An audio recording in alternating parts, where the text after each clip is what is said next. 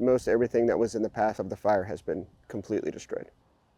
Driving through these neighborhoods, you'll see complete devastation, houses burnt, vehicles burnt. It's just been eye-opening to see what's been going on here.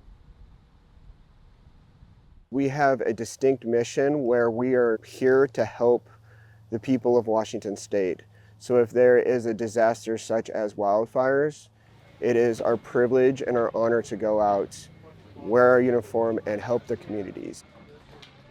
Working with the Red Cross and the Army National Guard, we've been putting together the wildfire relief kits, which just has basic necessities to help families that have lost houses due to the fire.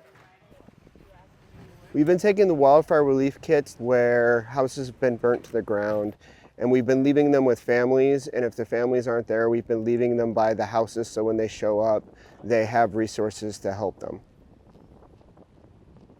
We know people still have a long way to go and a long road ahead, but there are other agencies out there who are here to help and to be able to reach out to.